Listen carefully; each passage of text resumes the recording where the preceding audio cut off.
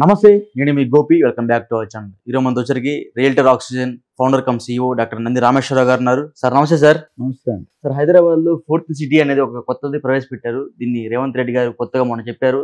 అసలు ఆ fourth city అంటే ఏంటి, ఇది ఎక్కడ పెట్టబోతున్నారు, మీ మాటలు? మీరు ఇమ్మీడియట్గా రేవంత్ రెడ్డి గారితో మాట్లాడండి. మాట్లాడి నాకు క్యాబినెట్ లో పొజిషన్ ఇప్పియండి. వాళ్ళు ఏం మాట్లాడుకున్నారో కనుక్కొని చెప్తాను. నన్ను అడిగితే ఎట్లే బాబు. ఫోర్త్ సిటీ అనేది చాలా మంచి కాన్సెప్ట్. ఇంతవరకు మనకు 3 సిటీలు ఉన్నాయి తెలుసా, మెయిన్ సిటీలు. సికింద్రాబాద్, ఓకే, హైదరాబాద్, సైబరాబాద్. ఇది 4వ బాద్. ఏం బాధ అది? బాద్కి పేరు పెట్టలేదు. నెట్ జీరో సిటీ అంటున్నారు, ఓకే, అయితే గ్రీన్ సిటీ అంటున్నారు, ఫ్యూచర్ సిటీ అంటే పేరు పెట్టాల్సి ఉంది. ప్రస్తుతానికి అయితే 4th sustainable city, future city, green city, net zero city. Net zero city అంటే అర్థం ఏంటంటే కాలుష్యం లేని సిటీ. ఇక్కడ డ్రైనేజీలు, నిన్న వర్షం పడినట్టు డ్రైనేజీలు చూసా కదా, ట్రాఫిక్ ఎంత జామ్ అవుతుంది, ఎంత పొల్యూషన్.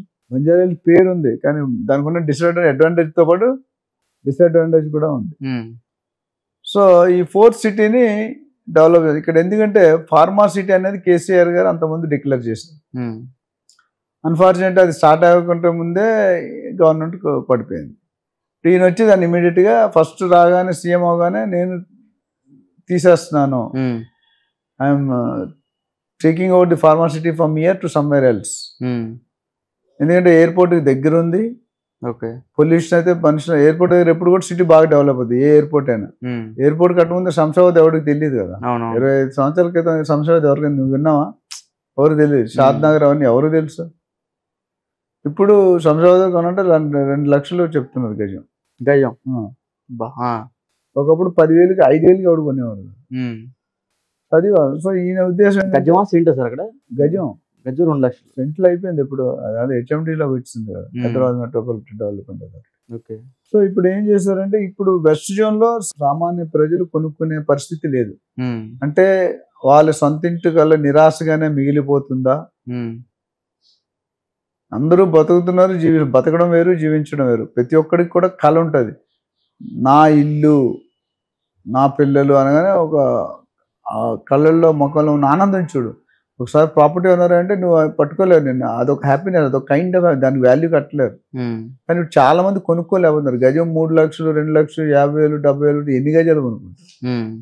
దానికోసం ఈ 4th సిటీ, ఈ ఫార్మా సిటీని రద్దు చేస్తా ఉన్నారు, షిఫ్ట్ చేస్తా ఉన్నారు, క్లస్టర్స్ అన్నారు, విలేజెస్ అన్నారు. ఫైనల్గా వచ్చారు అక్కడ. అయితే ఇప్పుడు ఏమంటారంటే ఫార్మా సిటీ తీయట్లేదు, కొన్ని ఇండస్ట్రీస్ మాత్రం అక్కడ జరుగుతున్నాయి. ఏవైతే బల్క్ డ్రగ్స్ పొల్యూషన్ క్రియేట్ అవుతాయో ఆ ఇండస్ట్రీని తీసుకెళ్ళి దూరంగా పెడతాం. దాదాపు నాకు తెలిసి 10,000, 12,000 ఎకరాలు అక్కడే ఉంటుంది. అక్కడ ఏముంటే R&D ఉంది, పొల్యూషన్ రాదు, మెడికల్ ఉంది, డేటా సెంటర్స్ ఉన్నాయి, ప్లస్ స్పోర్ట్స్ సిటీ పెడతానంటున్నారు, హెల్త్ సిటీ పెడతానంటున్నారు. ఇంటర్నేషనల్ న్యూయార్క్ సిటీ లెవెల్ కంటే తీసుకొస్తారు. న్యూయార్క్లో ఎట్లయితే ఉంటుందో ఆ లెవెల్లో తీసుకొస్తానని చెప్తున్నారు. సో అది చాలా పెద్ద, అంటే latest IGBC building, Indian green building council, satellite townships, green city అనేది ఒక 5,000, 4,000 ఎకరాలు ఏదో పెడతారు. Complete green, pollution free. అంటే అక్కడ ఎలాంటి ఇండస్ట్రీ, మెట్రో ఎక్స్పాండ్ చేస్తున్నారు, మెట్రో కూడా ఎక్స్టెన్షన్ చేస్తున్నారు. ఎయిర్పోర్ట్కి చాలా దగ్గర ఉంది, RRRకి దగ్గర ఉంది, ORRకి దగ్గర ఉంది. అంటే ఎన్ని ఫెసిలిటీస్ ఉన్నప్పుడు సిటీ అనేది గ్రో అవడం ఫాస్ట్ ఉంటుంది. అంటే డెవలప్మెంట్ ఫాస్ట్ ఉంటుంది. డెవలప్మెంట్ అంత ముందుకి ఇప్పటికి ఒక క్లారిటీ ఇచ్చాడు. అయితే ఇంకా అమలుపరచడానికి టైం పడుతుంది. ప్లానింగ్ వేరు, ఫండ్స్ అలొకేట్ అవ్వడం వేరు, కాంట్రాక్ట్ ఇవ్వాలి, దాన్ని పని చేయించడం, ఇంప్లిమెంట్ చేయడం వేరు. సో ప్లానింగ్ అయితే బాగానే ఉంది. ఇప్పుడు దాదాపు నాకు తెలిసి 13,000 ఎకరాలు ప్లస్ ల్యాండ్ పూలింగ్ అయిపోయింది. సో దీన్నే ఈ R&D కానీ, స్పోర్ట్స్ సిటీ కానీ, హెల్త్ సిటీ కానీ, ఇంకా కావాల్సిన మిగతా IT కారిడార్ కానీ, IGBC బిల్డింగ్స్ కానీ, ఇలాంటివన్నీ కట్టగా మిగిలిపోయిన దాన్ని they will put it to residential township, gated community. Okay. So ఆ విధంగా ప్లాన్ చేస్తున్నారు. ఇది one of the iconic city అవుతుంది. ఎందుకంటే ఐకానిక్ ఎందుకంటే ఇంతవరకు మన హైదరాబాద్ అంచెలంచెలుగా డెవలప్ అవుతుంది. న్యూ టెక్నాలజీస్ తక్కువ ప్లేస్లో, బంజారాహిల్స్లో న్యూ టెక్నాలజీస్ లేవు. జూబ్లీ ఎప్పుడో డెవలప్ అయిపోయింది, సెకండ్ వార్డ్లో ఉందా. ఇప్పుడు న్యూ టెక్నాలజీస్ ఎక్కడ వస్తున్నాయి? హైటెక్ సిటీ దాటిపోయింది ఎప్పుడో. మీరు ఎక్కడికి వెళ్ళాలి, ఫైనాన్షియల్ డిస్ట్రిక్ట్ దాటిపోయి తెల్లాపూర్, కొల్లూరు, ముంబై హైవే, బెంగళూరు హైవే, వికారాబాద్ అక్కడికి వెళ్ళిపోయి అంటే ఇక్కడ నుండి 50, 60, 70, 80 కిలోమీటర్ దూరం వెళ్ళిపోయాం. ఓకే. ఇది కూడా ఇప్పుడు శ్రీశైలం హైవే మీద ఈ ఫోర్త్ సిటీ అనేది అయితే నాకు తెలిసి శ్రీశైలం హైవేలో మన మహేశ్వరం, కందుకూరు, ముచ్చర్ల ఆ ప్రాంతంలో వస్తుంది. Okay. City future city, fourth city కానీ ఫ్యూచర్ సిటీ కానీ అక్కడ కొత్త హంగులతో, కొత్త హడావిడితో వస్తుంది. కొత్త టెక్నాలజీస్ అన్ని కూడా లేటెస్ట్. ఎక్కడ కూడా పొల్యూషన్ అంటే ప్రొడ్యూస్ చేసే ఇండస్ట్రీస్ అక్కడ ఇవ్వట్లేదు. ఏవైతే పొల్యూషన్ క్రియేట్ చేసే ఆ ఇండస్ట్రీని పక్కకి తరలిస్తున్నారు వేరే దగ్గరికి. ఎక్కడో అది ఎక్కడ తొలగిస్తారు, ఎక్కడ తరలిస్తారు అనేది వెయిట్ అండ్ వాచ్. ఇక్కడైతే ఒక క్లారిటీ ఏంటంటే ఈ సిటీ అంటే ఏ సిటీకి తక్కువ లేకుండా, అటు న్యూయార్క్ కానీ, ఇటు దుబాయ్ కానీ, సింగపూర్ కానీ దాంతో సమానంగా వీలేదు దానికంటే 10% ఎక్కువగా ఇప్పటి వరకు కన్నీ విని ఎరగని రీతిలో సిటీ కట్టమంటున్నాడు ఆయన. ఆ న్యూ సిటీ అనేది పేరేమో ఫ్యూచర్లో మరి పెడతారేమో తెలియదు. ఒకటైతే నెట్ జీరో సిటీ అనేది ఏంటంటే 100% పొల్యూషన్ ఫ్రీ. ఓకే. సో అక్కడ ఇండస్ట్రీ కారిడార్ ఉంటుంది, అక్కడ జిమ్, హెల్త్ క్లబ్ ఉంటుంది, ఐటీ క్లబ్ ఉంటుంది, స్పోర్ట్స్ క్లబ్ ఉంటుంది, తర్వాత మిగతా శాటిలైట్ టౌన్షిప్ ఉంటాయి. సో అక్కడ లేనిదంటూ ఉండదు. మరొక కొత్త నగరం. ఓకే. సో కానీ ప్లానింగ్ ఫెంటాస్టిక్, సూపర్గా ఉంది. But implementation we have to wait and watch. ఎందుకంటే గవర్నమెంట్లో ఎన్నో చెప్తారు, ఎన్నో చేయలేరు. చేద్దాం అనుకుంటారు, ఆ టైంకి టైం అయిపోతుంది, డబ్బులు లేవు. మనకు కూడా డబ్బులు విచ్చలేరు. ఇప్పుడు డబ్బులు తేడానికి తిరుగుతున్నారు, దట్స్ ఎ గుడ్ స్టెప్. ఒకసారి అక్కడ డబ్బులు వచ్చాయంటే మాత్రం వెళ్ళొచ్చు. మరి ఎంతవరకు పడుతుంది, ఎంత టైం పడుతుంది అనేది చెప్పడం కష్టం. ఎందుకంటే ఒకరిద్దరు మినిస్టర్స్ కానీ, సీఎం కానీ దాని మీద చాలా బురుగా ఉన్నారు, చాలా ఫోకస్ చేస్తున్నారు. వాళ్ళకు కూడా డబ్బులు కావాలి కదా. వాళ్ళు డబ్బులు కావాలంటే ఎట్లా మరి? అందుకని ఇప్పుడు లేటెస్ట్ చూసుకుంటే భూమి రేట్లు కూడా పెరగబోతున్నాయి. ఆల్రెడీ ఇచ్చేసారు, అధ్యయనం జరుగుతుంది. ఎక్కడ ఎంత పెంచాలనేది ఫైనల్ కాల్ తీసుకుంటారు. డెఫినెట్గా భూమి రేట్లు నాకు తెలిసి 20 to 30, 40% వరకు పెరుగుతాయి. ఓకే. అంటే అప్పుడు ఆ వ్యత్యాసం పొద్దుందాక ఒక వీడియోలో మాట్లాడాం కదా, ఆ వ్యత్యాసం తగ్గుతుంది. ఇప్పుడు ఫర్ ఎగ్జాంపుల్ నువ్వు ₹1,00,000 పెట్టుకున్నారు అనుకోండి, మీరు 10 లక్షల మీద 7.6% కడుతున్నారు. ఇప్పుడు ఆ 10 లక్షలు కాస్త 30% పెంచితే 40 lakhs అవుతుంది.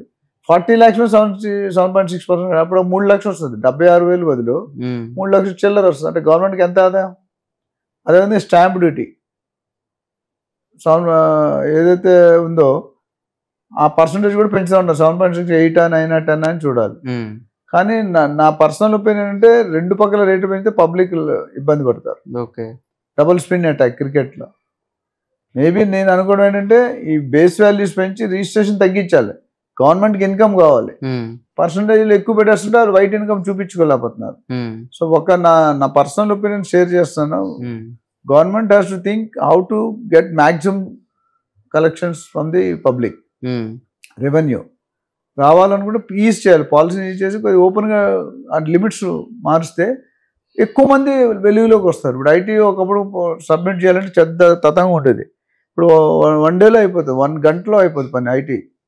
సో ఈజ్ చేశారు. అట్లా వీళ్ళు కూడా ఏమైనా చేస్తే బాగుంటుందేమో అని నా అభిప్రాయం. Okay. But otherwise the rates are going to go up. ఎవరైనా కొనుక్కునే వాళ్ళు ఉంటే ఇమీడియట్గా కొనుక్కోండి, లేకపోతే ఇదే ₹1,00,000 1,20,000, ₹1,30,00,000 ఇచ్చి కొంటారు. రేట్ భూమి బేస్ వాల్యూ కాకుండా స్టాంప్ డ్యూటీ రేట్లు కూడా ఎక్కువ కడతారు. సో ఎవరైనా చూద్దాం ఉన్న ధోరణి ఉంటే తీసేసుకోండి, తీసుకోవాలి డబ్బులు ఉంటే తీసేసుకోండి. అది ఎవరైనా ఇంకా దీని మీద ఇంకా వివరణ కావాలనుకుంటే మనం సంప్రదించి. దయచేసి అందరికీ చాలా ఉంది సార్ మీ ప్రాజెక్ట్స్ ఉన్నాయండి, నాకంటూ ప్రాజెక్ట్స్ లేవంటే నాకు అంత బ్యాండ్విడ్త్ లేదు, అంత టైం ఉండదు, నాకు మిగతా యాక్టివిటీస్ కూడా ఉంటాయి. ఎవరికైనా కావాలంటే ప్రాపర్ గైడెన్స్, ఎక్కడ పెట్టాలి, ఎందుకు పెట్టాలి, ఎలా పెట్టాలి, ఏ సెగ్మెంట్లో పెట్టాలి, ఎప్పుడు పెట్టాలి, ఎంతకాలం పెట్టాలి, ఎంత రేట్ ఆఫ్ రిటర్న్స్ వస్తాయి, ఏ ఏరియాలో బాగుంటుంది, డెవలప్మెంట్, అవి నేను అడ్వైజ్ ఇస్తున్నాను. ఆల్ ఓవర్ వరల్డ్ మొత్తం నాకు చాలా కాల్స్ వస్తున్నాయి. రోజుకి యావరేజ్గా 10 కాల్స్ వస్తాయి. So 10 calls. ఇంకోటి ప్రీ లాంచ్ల్లో మాత్రం దయచేసి ఇన్వెస్ట్ చేయకండి. ఎవ్రీడే ఒక కంపెనీ తెరబడుతుంది. So let us not go. So మీరు 1-2% వాళ్ళకి డబ్బులు ఇవ్వాలని మీరు 98% వదులుకోకూడదు. బయ్యర్స్ ఎవరున్నా ఆలోచించి go through a professional realtor. నా దగ్గర రావచ్చు, నా దగ్గర చాలామంది ఉన్నారు, నా దగ్గరకు వస్తే వెళ్ళండి, డ్రాప్ అయినా పర్లేదు, మిగతా వాళ్ళ దగ్గరికి వెళ్ళి మీ పెట్టుబడిని సెక్యూరిటీగా చూసుకోండి. Okay. Okay sir, thank you.